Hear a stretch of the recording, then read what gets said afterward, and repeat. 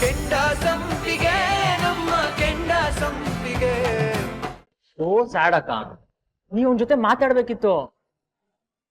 ನೀವ್ ಅವನ್ ಜೊತೆಲಿ ಅವನ್ ಕನ್ಸ್ಗಳನ್ನೂ ಸುಟ್ಟಾಕ್ಬಿಟ್ರಿ. ಹೌದು, ನನ್ ಪಾಪಿ.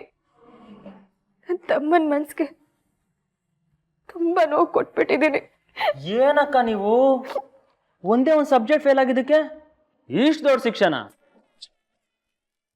ಯು ನೋ ವಾಟ್, ನಾನೇ ಎಕ್ಸಾಮಲ್ಲಿ ಫೇಲ್ ಆಗಿದ್ದೆ. ಅದು ಒಂದ್ ಸಬ್ಜೆಕ್ಟ್ ಅಲ್ಲ, ಎಲ್ಲ ಸಬ್ಜೆಕ್ಟ್ ಅಲ್ಲೂ. ಆಗ ಮಾಮ್ ಡ್ಯಾಡ್ ಪ್ರತಿಯೊಬ್ರು ಬೈದ್ರು, ಮನೆ ಬಿಟ್ಟು ಆಚೆ ಆಗ್ತೀನಿ ಅಂತಾನು ಹೇಳಿದ್ರು. ಅವಾಗ ಸಪೋರ್ಟ್ ಆಗಿ ನಿಂತಿದ್ ಯಾರು ಗೊತ್ತಾ? ನನ್ನ ಅಕ್ಕ.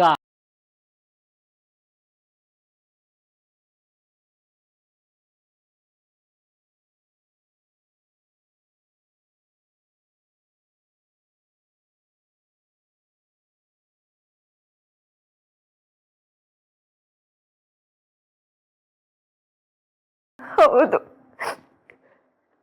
ತಪ್ಪು ಮಾಡಿದೆ. ನನ್ನ ತಮ್ಮನ ಅರ್ಥ ಮಾಡ್ಕೊಳ್ದೆ ಅವನಿಗೆ ತುಂಬಾ ನೋವು ಕೊಟ್ಬಿಟ್ಟೆ. ಆ ರಾಜೇಶು ನಿಮ್ಮ ಹತ್ರ ಮಾತಾಡ್ಬೇಕು, ನಿಮ್ ಮಾತಕ್ಕೆ ಕಾಯ್ತಾ ಇದ್ದೀನಿ ಅಂತ ಯಾವತ್ತು ಹೇಳೇ ಇಲ್ವಾಕ? ಹೇಳ್ದ, ಆದ್ರೆ ನನ್ನ ತಮ್ಮ ತುಂಬಾ ಚೆನ್ನಾಗಿ ಓದಿ ಎಕ್ಸಾಮ್ ಪಾಸ್ ಆಗ್ಬೇಕು, ಒಳ್ಳೆ ಕೆಲಸ ತಗೋಬೇಕು ಅಂತ ನಾನೇ ನನ್ನ ಮನ್ಸನ್ನ ಕಲ್ ಮಾಡ್ಕೊಂಡಿದ್ದೆ. ಅವನಷ್ಟು ಗೋಳಾಡಿದ್ರು ಕೊನೆವರೆಗೂ ಮಾತಾಡ್ಲೇ ಇಲ್ಲ.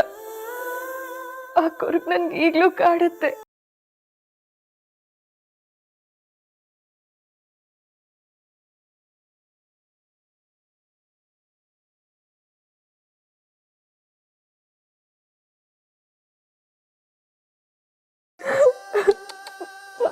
ಸೋ ಸ್ಯಾಡ್ ಅಕ್ಕ, ಸಮಾಧಾನ ಮಾಡ್ಕೊಳ್ಳಿ, ಅಳ್ಬೇಡಿ ಆಯ್ತಾ? ಇವತ್ತಿಗೆ ಸಾಕು, ನಾಳೆ ಪ್ರಶ್ನೆ ಕೇಳ್ತೀನಿ. ನಾನು ಕೇಳಿದ್ದೆಲ್ಲ ಪರ್ಸ್ನಲ್ ಆಗಿ ತಗೊಂಡು ಬೇಜಾರು ಮಾಡ್ಕೊಬೇಡಿ.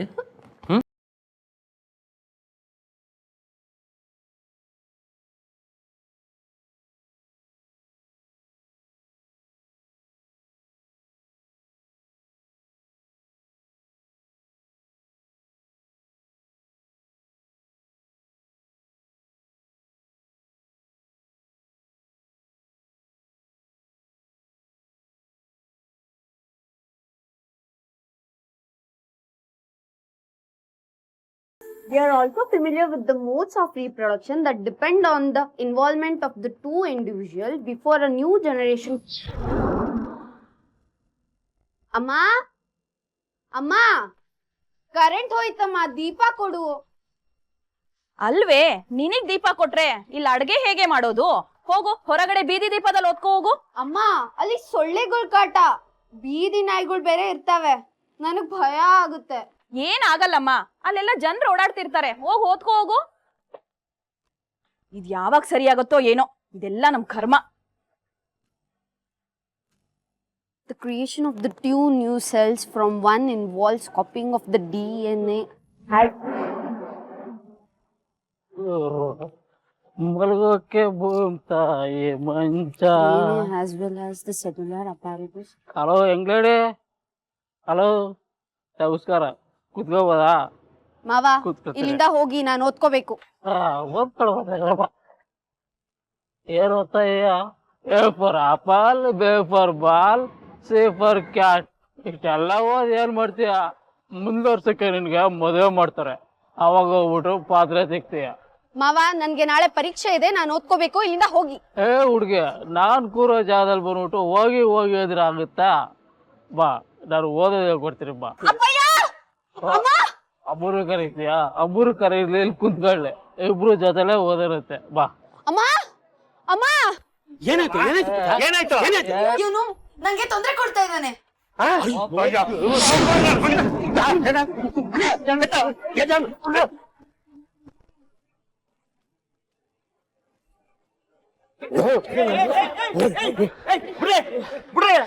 ಬಿಡು ಶಿವಣ್ಣ, ಶಿವಣ್ಣ ದೇವಪ್ಪ, ಯಾಕಯ್ಯ ಹಂಗ ಹೊಡಿತಿದಾರ ಅವನ್ನ? ಯಾರೇ ಅವನು? ಏನಾಯ್ತವ? ನೋಡ್ರಮ್ಮಣ್ಣ, ಮನೆ ಕರೆಂಟ್ ಇಲ್ಲ ಅಂತ ಈ ಮಗ ಬೀದಿ ದೀಪದಲ್ಲಿ ಹೋದಕ್ ಬಂದ್ರೆ ಈ ಜ್ಞಾನ ಬೇಡ, ಹೆಣ್ಮಗಳ ಗೌರವ ಇಲ್ಲ ನಿನಗೆ. ಆ ಸರಿ ಕಣಯ್ಯ, ಈ ಪಾರ್ಟಿ ಹೊಡ್ರೆ ಸತ್ಕಿತ್ತು ಹೋದ್ರೆ ಏನಯ್ಯ ಕತೆ? ಈ ಕಾಲೋನಿಗೆ ತೊಂದರೆ ಅಲ್ವನಯ್ಯ? ಏಯ್ ದರಿದ್ರದೋನೆ ಇಂಥ ಹೀನ್ ಕೆಟ್ಟ ಕೆಲಸ ಮಾಡೋದು. ಎದ್ದೇಳ್ ಮೇಲೆ.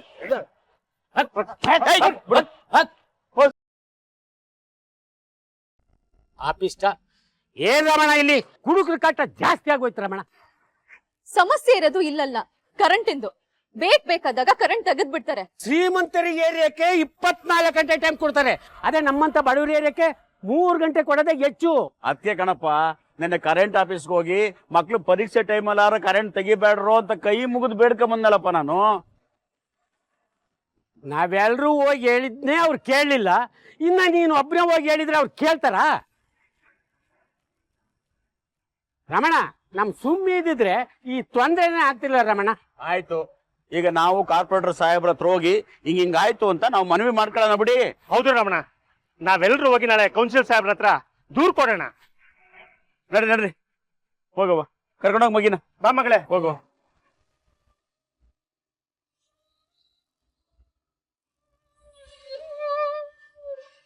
ಸಾರಿ ಸುಮ್ನವ್ರೆ. ಯಾಕೆ ಸಾಹೇಬ್ರೆ? ನಾನು ನಿಮ್ಮ ಹತ್ರ ಸೀರೆ ಇದೆಯೋ ಇಲ್ವೋ ಅಂತ ಯೋಚಿಸ್ದೆ, ಸೀರೆ ಹಾಕೊಂಡು ಬನ್ನಿ ಅಂತ ಒತ್ತಾಯ ಮಾಡ್ಬಿಟ್ಟೆ, ಕ್ಷಮಿಸ್ಬಿಡಿ. ನಾನು ಸೀರೆ ಹಾಕೊಂಡು ಬನ್ನಿ ಅಂದ್ರು ನೀವು ಹಾಗೆ ಸಿಂಪಲ್ ಬಟ್ಟೆಲಿ ಬಂದಾಗ ನಂಗೆ ಮಾತು ಕೇಳಲಿಲ್ಲ ಅಂತ ನಂಗೆ ಕೋಪ ಬಂದಿತ್ತು. ಆದರೆ ನೀವು ಕಾರಣ ಇಲ್ಲದೆ ಹಾಗೆ ಮಾಡಲ್ಲ ಅಂತ ನಂಗೆ ಚೆನ್ನಾಗಿ ಗೊತ್ತು. ನಿಜವಾದ ಕಾರಣ ಗೊತ್ತಾದಾಗ ನಾನು ನಿಮ್ಮಲ್ಲಿ ಸುಮ್ಮನೆ ಕೋಪ ಮಾಡ್ಕೊಂಡೆ ಅಂತ ಬೇಜಾರಾಗ್ತಾ ಇದೆ. ಸಾರಿ ಸುಮ್ನವ್ರೆ. ನೀವು ನಮ್ಮ ಮೇಲೆ, ನಮ್ಮ ಮನೆಯವ್ರ ಮೇಲೆ ಎಷ್ಟು ಪ್ರೀತಿ ಇಟ್ಕೊಂಡಿದ್ದೀರಾ. ಹಗಲು ರಾತ್ರಿ ಬರೀ ಅವ್ರ ಬಗ್ಗೆನೇ ಯೋಚನೆ ಮಾಡ್ತೀರಾ. ಆಫ್ಟರ್ ಆಲ್ ನಾನು ಇಷ್ಟು ಚಿಕ್ಕ ವಿಷಯಕ್ಕೆ ನಿಮ್ಮ ಮೇಲೆ ಕೋಪ ಮಾಡ್ಕೊಂಡೆ ಅಂತ ಬೇಜಾರಾಗ್ತದೆ. ಸಾಹೇಬ್ರೆ, ನೀವ್ ಯಾಕೆ ನನ್ನ ಹತ್ರ ಕ್ಷಮೆ ಕೇಳ್ತಿದ್ದೀರಾ? ನಿಮ್ಮನ್ ಕ್ಷಮಿಸೋಷ್ಟು ದೊಡ್ಡವಳಲ್ಲ ನಾನು. ನೀವು ಸೀರೆ ಬಗ್ಗೆ ಯೋಚನೆ ಮಾಡದೇ ಇರ್ಬೋದು, ಆದ್ರೆ ನನ್ನ ಬಗ್ಗೆ, ನನ್ನ ಮನೆಯವ್ರ ಬಗ್ಗೆ ಯೋಚನೆ ಮಾಡ್ತೀರಾ, ಕಾಳಜಿ ಮಾಡ್ತೀರಾ. ಅದ್ ಬಿಟ್ಟು ಬೇರೆ ಇನ್ನೇನ್ ಬೇಕು ನಂಗೆ? ಅದೆಲ್ಲ ನಂಗೆ ಗೊತ್ತಿಲ್ಲ ಸುಮ್ನವ್ರೆ. ನಾ ತಪ್ಪು ಮಾಡಿದ್ದೀನಿ, ಒಂದು ಶಿಕ್ಷೆ ಕೊಡಬೇಕು, ಇಲ್ಲಾಂದ್ರೆ ಕ್ಷಮಿಸಿದೀನಿ ಅಂತ ಹೇಳ್ಬೇಕು. ಯಾವ್ದು ಆಯ್ಕೆ ಮಾಡ್ಕೋತೀರಿ? ಸಾಹೇಬ್ರೆ, ನೀವ್ ಹೀಗೆಲ್ಲ ಮಾತಾಡಬೇಡಿ. ನೀವ್ ಹೀಗೆ ಮಾತಾಡಿದ್ರೆ ನನ್ಗೆ ಏನ್ ಹೇಳ್ಬೇಕಂತಾನೆ ಗೊತ್ತಾಗಲ್ಲ. ಸರಿ, ಹಾಗಾದ್ರೆ ಕಣ್ಮುಚ್ಚಿ. ಯಾಕೆ ಸಾಹೇಬ್ರೆ? ಕಣ್ಮುಚ್ಚಿ ಹೇಳ್ತೀನಿ.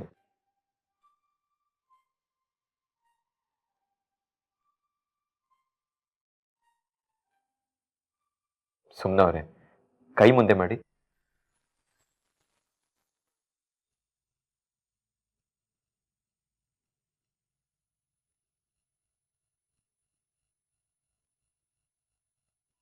ಈ ಕಣ್ಣು ಓಪನ್ ಮಾಡಿ.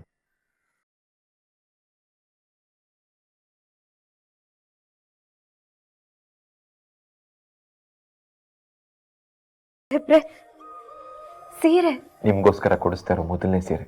ನನಗೋಸ್ಕರನಾ? ಹೇಗಿದೆ?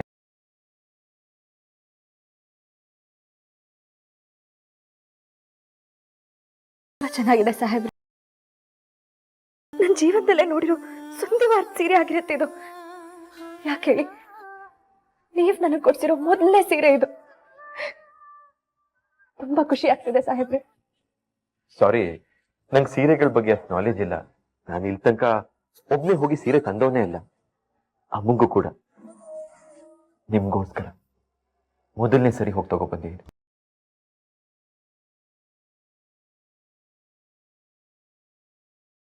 ಸುಮ್ನವ್ರೆ, ಇನ್ ಮುಂದೆ ನಿಮ್ಗೆ ಏನ್ ಬೇಕು ನನ್ ಕೇಳಿ, ನಾನು ನಿಮಗೆ ತಗೊಬಂದು ಕೊಡ್ತೀನಿ.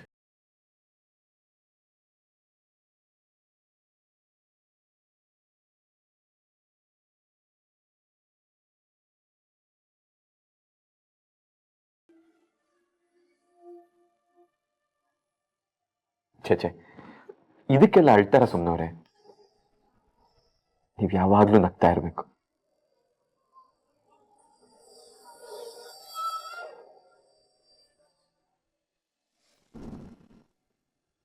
ಹಲೋ, ಅಷ್ಟೇ ತಾನೇ?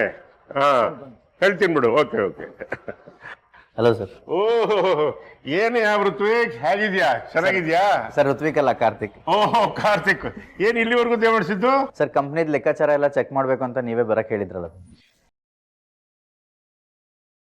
ನಾನ್ ಬರಕ್ ಹೇಳಿದ್ದ? ಹೌದು. ಹೌದು ರೀ, ನೀವೇ ಬರಕ್ ಹೇಳಿದ್ರಿ, ಮರ್ತ್ ಬಿಟ್ರಾ? ಹೌದಲ್ವಾ, ಮರ್ತೆ ಬಿಟ್ಟಿದ್ದೆ. ಕೂತ್ಕೋ ಪ್ಲೀಸ್ ನೋಡ್. ಮಾವ, ಲೆಕ್ಕಾಚಾರ ನೋಡೋದಕ್ಕೆ ಇವ್ರನ್ನ ಯಾಕೆ ಕರ್ಸಕ್ ಹೋದ್ರಿ? ಅದನ್ನೆಲ್ಲ ನೋಡ್ಕೊಳ್ಳೋದಕ್ ನಾನಿಲ್ವಾ? ನೀನ್ ಇದೆಯಾ ಸಾಧನ, ಆದ್ರೆ ಲೆಕ್ಕಾಚಾರನೆಲ್ಲ ಇವರು ನೋಡ್ಕೋಬಾರ್ದು ಅಂತ ಏನಿಲ್ವಲ್ಲ, ಅದಕ್ಕೆ ಬರಕ್ ಹೇಳಿದ್ವಿ. ಓ, ಹಾಗಾದ್ರೆ ಇದು ಖಂಡಿತ ನಿಮ್ ಮಾತಲ್ಲ. ಆ ಹುಡ್ಗಿ ಮತ್ತೆ ನಿಮ್ ತಲೆ ಕೆಡ್ಸಿದಾಳೆ. ನೀನ್ ಯಾಕೆ ಹಾಗನ್ಕೋತೀಯ? ಇದು ನನ್ ಸ್ವಂತ ನಿರ್ಧಾರ, ಯಾರನ್ನು ಕೇಳಿ ನಿರ್ಧಾರ ತಗೊಳ್ಳೋ ಅವಶ್ಯಕತೆ ನನಗಿಲ್ಲ. ವಾಟ್ ಎವರ್ ಅತ್ತೆ. ಮಾವ, ನೀವ್ ಕಂಪನಿ ವಿಷಯಕ್ಕೆ ತಲೆ ಹಾಕಲ್ಲ ಅಂತ ಹೇಳಿದ್ದಕ್ಕೆ ತಾನೆ ನಾನ್ ಮತ್ತೆ ಕಂಪ್ನಿಗೆ ಹೋಗೋದಕ್ಕೆ ಒಪ್ಕೊಂಡಿದ್ದು. ಸಾಧನಾ, ವೃತಾ ನೀನ್ ಟೆನ್ಷನ್ ಮಾಡ್ಕೋಬೇಡ. ನಾನು ಕಂಪನಿಗೆ ಬರಲ್ಲ, ಆಫೀಸಿಗೆ ಬರಲ್ಲ ಅಂತ ಹೇಳಿದ್ದೇನೋ ಸತ್ಯ. ಆದ್ರೆ ಕಂಪನಿ ಲೆಕ್ಕಪತ್ರಗಳನ್ನು ನೋಡಲ್ಲ ಅಂತ ನಾನು ನಿನ್ಗೆ ಯಾವತ್ತೂ ಹೇಳಿಲ್ಲ. ಅಷ್ಟೇ ಅಲ್ಲಮ್ಮ, ಇದು ನಾನು ಕಷ್ಟಪಟ್ಟು ಬೆವರು ಸುರಿಸಿ ದುಡ್ದು ಕಟ್ಟಿದ ಕಂಪನಿ. ಇದರಲ್ಲಿ ಲಾಭ ಎಷ್ಟಾಗ್ತಾ ಇದೆ, ನಷ್ಟ ಹೆಂಗಾಗ್ತಾ ಇದೆ, ಆಫೀಸ್ ಪ್ರೋಸೆಸಿಂಗ್ ಹೆಂಗ್ ನಡೀತಾ ಇದೆ ಅಂತ ತಿಳ್ಕೊಳ್ಳೋದ್ರಲ್ಲಿ ತಪ್ಪೇನಿದೆ? ಅದೇ ರೀ, ನನಗೂ ಅರ್ಥನೇ ಆಗ್ತಾ ಇಲ್ಲ. ಲೆಕ್ಕಾಚಾರದ ವಿಷಯ ಬಂದ್ರೆ, ಬಿಸ್ನೆಸ್ ವಿಷಯ ಬಂದ್ರೆ ಸಾಧನ ಯಾಕೆ ಇಷ್ಟೊಂದು ಟೆನ್ಷನ್ ಮಾಡ್ಕೋತಾಳೆ? ನನಗಾಗ್ತಿರೋದು ಟೆನ್ಷನ್ ಅಲ್ಲ ಅತ್ತೆ. ನನಗ್ ಹೇಳ್ದೆ ಲೆಕ್ಕಪತ್ರಗಳನ್ನ ತರ್ಸಿದೀರಾ ಅಂತಂದ್ರೆ ನಿಮಗೆ ನನ್ ಮೇಲೆ ನಂಬಿಕೆ ಇಲ್ಲ ಅಂತಾಯ್ತು. ಹಾಗೇನಾದ್ರೂ ಇದ್ರೆ ಹೇಳಿ, ನಾನು ಇವತ್ತಿಂದಾನೇ ಆಫೀಸ್ಗೆ ಹೋಗೋದಿಲ್ಲ. ನಾನು ಆಟಕ್ಕುಂಟು ಲೆಕ್ಕಕ್ಕಿಲ್ಲ ಅನ್ನೋ ಕ್ಯಾಟಗರಿಗೆ ಬಿಲಾಂಗ್ ಆಗಲ್ಲ ಅತ್ತೆ. ಒಂದು ಸಲ ಜವಾಬ್ದಾರಿ ಅಂತ ತಗೊಂಡ್ಮೇಲೆ ಅದನ್ನ ಕರೆಕ್ಟ್ ಆಗಿ ನಿಭಾಯಿಸ್ತೀನಿ. ನಾನ್ ತಪ್ಪು ಮಾಡ್ತಿದ್ದೀನಿ ಅಂತ ನಿಮ್ ತಲೆಲೇನಾದ್ರೂ ಇದ್ರೆ ಇವ್ರು ಇಲ್ಲೇ ಇದಾರಲ್ಲ, ಕ್ರಾಸ್ ಚೆಕ್ ಮಾಡ್ಕೊಳ್ಳಿ. Carry on sir.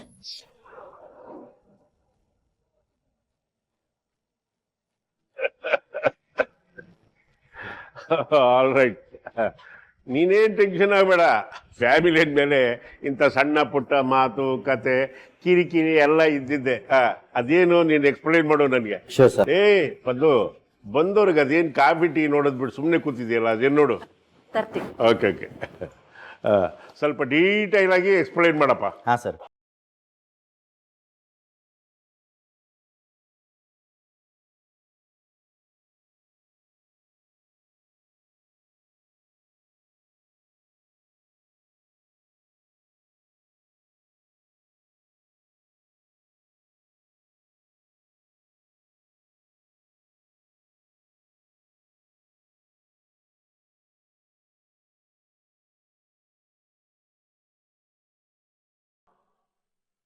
ಶಿವಣ್ಣ ಈಗ ಈ ತರ ದುಡ್ಕೋದು ಒಳ್ಳೇದಲ್ಲ. ಮೊದ್ಲು ನಾನು ಒಳಕ್ ಹೋಗಿ ಒಬ್ನೇ ಮಾತಾಡ್ಕೊ ಬರ್ತೀನಿ ಏನು ವಿಚಾರ ಅಂತ, ಆಮೇಲೆಲ್ಲ ಒಟ್ಟಿಗೆ ಹೋಗಿ ಕೇಳೋಣ ಅಲ್ವಾ? ಏನ್ ರಮಯ್ಯ ನೀನ್ ಗೋಳು? ನಾವು ನೋಡಕ್ ಬಂದಿರೋದು ನಮ್ಮ ಕಾಲೋನಿ ಸಾಹೇಬ್ರ. ಅವ್ರ ಮನೇಲಿ ಇದಾರೆ ಹೆಂಗೆ ಅಂತ ನೋಡ್ಬಿಟ್ಟು ನಮ್ ದೂರ ಹೇಳೋಣ ನಡಿ. ಹಾಗಲ್ಲ ರಾಮಣ್ಣ, ನಿಮ್ಮನೆ ಸಮಸ್ಯೆ ತರ ಒಬ್ರೇ ಹೋಗಿ ಮಾತಾಡೋದು ಚೆನ್ನಾಗಿರಲ್ಲ ಅನ್ಸುತ್ತೆ. ಎಲ್ರೂ ಒಟ್ಟಿಗೆ ಹೋಗಿ ಕೇಳೋಣ. ಅಕ್ಕ, ಮೊದ್ಲು ನಾನು ಅಪ್ಪ ಹೋಗಿ ಮಾತಾಡ್ಕೊಂಡ್ ಬಂದ್ರೇನೆ ಸರಿ ಅನ್ಸುತ್ತೆ.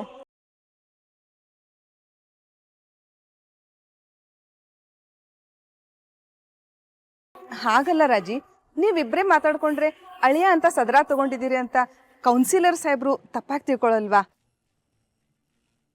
ಇದು ನಮ್ ಕಷ್ಟ, ನಾವೆಲ್ರೂ ಹೋಗಿ ಕೇಳೋಣ. ನಡೀರಿ. ಪದ್ಮಾ, ಏ ಪದ್ಮಾ, ಏನ್ರಿ? ಬಾರೆ ಇಲ್ಲಿ. ಏನಾಯ್ತು ನೋಡು, ಅವತ್ತು ಆ ಹುಡುಗನ ತಾಯಿ ಮಾತ್ರ ಬಂದಿದ್ಲು. ಇವತ್ತು ಕಾಲೋನಿಯವರೆಲ್ಲ ಒಗ್ಗಟ್ಟಾಗಿ ಬರ್ತಾ ಇದ್ದಾರೆ. ಏನು ಜಗಳ ಆಡೋದೇ ಇವ್ರ ಉದ್ದೇಶನಾ? ಇದನ್ನೆಲ್ಲ ಸಹಿಸ್ಕೊಂಡು ನಾನು ಸುಮ್ಮನೆ ಇರಬೇಕು? ಇದಕ್ಕೊಂದು ಗತಿ ಕಾಣಿಸ್ತೀನಿ ನೋಡು. ಸ್ವಲ್ಪ ಸುಮ್ಮನೆ ಇರ್ರಿ. ಅಮ್ಮೋರೆ, ಕಾಲೋನಿ ಜನ ಎಲ್ಲ ಬಂದಿದ್ದೀವಿ, ಸ್ವಲ್ಪ ಸಮಸ್ಯೆಗಳಿತ್ತು, ಮಾತಾಡ್ಬೇಕಾಗಿತ್ರ. ಸಾಹೇಬ್ರನ್ನ ಕಳಿಸ್ತೀರಾ?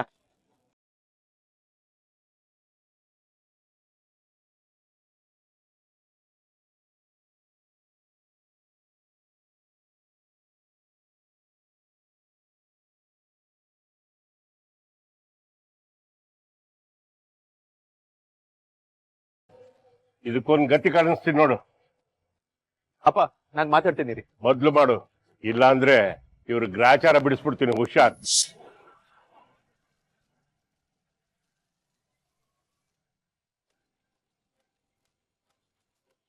ನಮಸ್ತೆ.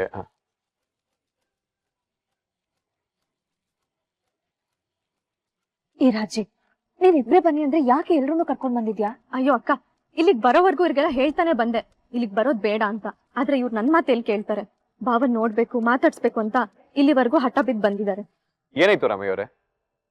ಸಾಹೇಬ್ರೆ, ನಿನ್ನೆ ಮನೇಲಿ ಕರೆಂಟ್ ಇಲ್ದಿರ ಮಗ ಬೀದಿ ದೀಪದ ಕೆಳಗಡೆ ಕೂತ್ಕೊಂಡು ಓದ್ತಾ ಇರ್ಬೇಕಾರೆ ಯಾವನೊಬ್ಬ ಕುಡ್ಕೊಂಬಂದು, ದಯವಿಟ್ಟು ತಾವು ಇದ್ರ ಬಗ್ಗೆ ಏನಾರು ಒಂದು ನಿರ್ಧಾರ ತಗೊಳ್ಳೇಬೇಕು. ಮಕ್ಕಳು ಓದ್ಕೊಳಕ್ಕೆ ಶಾನ ಕಷ್ಟ ಆಗ್ತೈತೆ, ಏನಾರ ಪರಿಹಾರ ಮಾಡಿ ಸಾಹೇಬ್ರೆ. ಹ್ಞೂ ಸಾಹೇಬ್ರೆ, ಈಚೀಚೆಗೆ ಭಾಳ ಕರೆಂಟ್ ಹೋಯ್ತಾ ಇತ್ರ, ಓದ್ಕೊಳಕ್ಕೆ ಮಕ್ಳಿಗೆ ಭಾಳ ತೊಂದರೆ ಆಗದೆ. ನಾವು ಕರೆಂಟ್ ಆಫೀಸ್ ತಕ್ಕ ಹೋಗಿದ್ದು, ಅದೇನಾ ಲೋಡ್ ಶೆಡ್ಡು ಅದು ಇದು ಅಂದರು, ನಮಗೇನೋ ಅರ್ಥ ಆಗ್ಲಿಲ್ರ, ಅದಕ್ಕೆ ಇಲ್ಲಿಗೆ ಬಂದು. ನೀವೇನು ಯೋಚನೆ ಮಾಡಬೇಡಿ, ಕಾಲೋನಿ ಮಕ್ಕಳು ಓದೋದಕ್ಕೆ ಸ್ಟಡಿ ಸೆಂಟರ್ ನಾನು ಕಟ್ಟಿಸ್ತೀನಿ. ಅಲ್ಲಿ 24 ಗಂಟೆ ಕರೆಂಟ್ ಇರುತ್ತೆ. ಓದೋ ಮಕ್ಕಳಿಗೆ ಏನೂ ಸಮಸ್ಯೆ ಆಗ್ಬಾರ್ದು.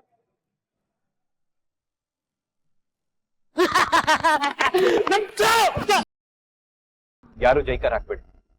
ನಿಮ್ ಸಮಸ್ಯೆ ನನ್ನ ಸಮಸ್ಯೆ ಇದ್ದಾಗೆ ನಾನ್ ಬಗೆಹರಿಸ್ತೀನಿ. ಹೋಗ್ಬಿಟ್ಟು ಬನ್ನಿ. ಸರಿ ರಾಜಿ, ಹೋಗ್ ಬನ್ನಿ ಅಪ್ಪ.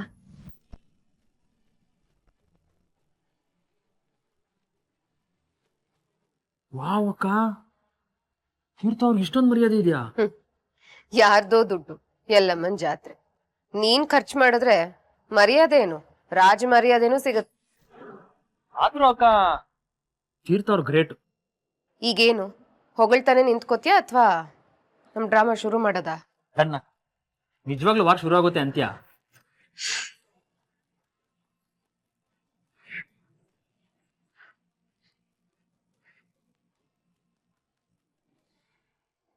ರಾಜೇಶ್, ತೀರ್ಥ ಬರ್ತಿದ್ದಾನೆ, ನೀನ್ ಸ್ಟಾರ್ಟ್ ಮಾಡ್ಕೋ. Wow brother in law, wow, super brother in law. ಏನ್ ಬ್ರದರ್ ಇನ್ ಲಾ ಇದು? ಇದು ಆಕ್ಚುಲಿ ಜನಸೇವೆ ಅಂದ್ರೆ.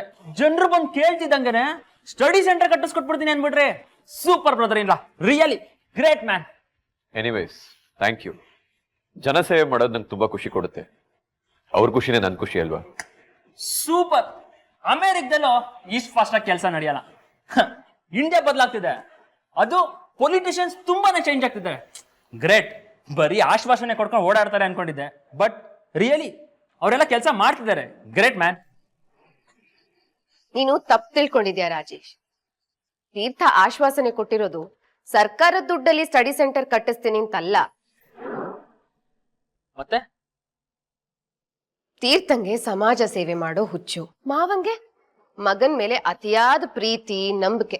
ಫ್ಯಾಕ್ಟ್ರಿ ಹಣನ ತೀರ್ಥ ಕಾಲನಿ ಜನರಿಗೆ ನೀರಿನ ಹಾಕಿ ಸುರಿತಾನೆ. ತೀರ್ಥನ್ ಗುಣನೇ ಹಾಗೆ. ಮನೆಯವ್ರ ಉಪವಾಸ ಇದ್ರು ಸರಿ, ಆದ್ರೆ ಕಾಲನಿಯವ್ರು ಮಾತ್ರ ಬಿರಿಯಾನಿನೇ ತಿನ್ಬೇಕು ಅಲ್ವಾ ತೀರ್ಥ? ಇನ್ನು ಮಾವಂಗೋ ಮಗನ್ ಮೇಲೆ ದುರ್ಯೋಧನನ್ ಪ್ರೀತಿ. ಲಕ್ಷ ಲಕ್ಷ ಹೋದ್ರುನು ಒಂದೇ ಒಂದು ಪ್ರಶ್ನೆ ಕೂಡ ಮಾಡೋದಿಲ್ಲ. ಅದೇ ನಾನು ಗೊತ್ತೋ ಗೊತ್ತಿಲ್ದೇನೋ 1 ರೂಪಾಯಿ ಆಚೆ ಈಚೆ ಮಾಡಿದ್ರು ಮಾವನ್ ಪಿತ್ತ ನೆತ್ತಿಗೇರ್ಬಿಡುತ್ತೆ. ಆಡಿಟರ್ನೇ ಮನೆ ಕರ್ಸಿ ಎಲ್ಲ ವಿಚಾರಿಸ್ಬಿಡ್ತಾರೆ ಅಲ್ವಾ ಮಾವ? ಸಾಧನ, ಚುಚ್ಚು ಮಾತುಗಳು ಸಾಕು. ಅತ್ತೆ, ಸತ್ಯ ಕಹಿಯಾಗಿರುತ್ತೆ ಅನ್ನೋದು ಗೊತ್ತಿತ್ತು, ಆದ್ರೆ ಚುಚ್ಚುತ್ತೆ ಅನ್ನೋದು ಗೊತ್ತಿರ್ಲಿಲ್ಲ. ಪದ್ಮಾ, ನೀನು ಸುಮ್ಮನೆ ಇರು, ನಾನು ಮಾತಾಡ್ತೀನಿ. ಇಷ್ಟು ದಿವಸ ಮಾತಾಡಬೇಕು ಅಂತ ಕಾಯ್ತಾ ಇದ್ದೆ, ಅದಕ್ಕೆ ಸರಿಯಾದ ಸಮಯ ಬಂದಿರಲಿಲ್ಲ. ಈಗ ಸರಿಯಾದ ಸಮಯನ ವೇದಿಕೆನ ನನ್ನ ಮಗ ನನ್ನ ಸೊಸೆ ನಿರ್ಮಾಣ ಮಾಡಿಕೊಟ್ಟಿದ್ದಾರೆ. ಈಗ ನಾನು ಮಾತಾಡ್ತೀನಿ.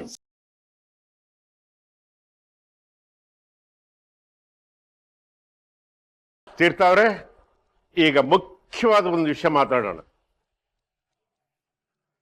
ಇನ್ನು ಮುಂದೆ ನನ್ನ ಗಮನಕ್ಕೆ ಬಾರದೆ, ನನ್ನ ಕಿವಿಗೆ ಬೀಳದೆ ಯಾರೂ 1 ರೂಪಾಯಿ ಅಕೌಂಟಿಂದ ಡ್ರಾ ಮಾಡಕೂಡ್ದು.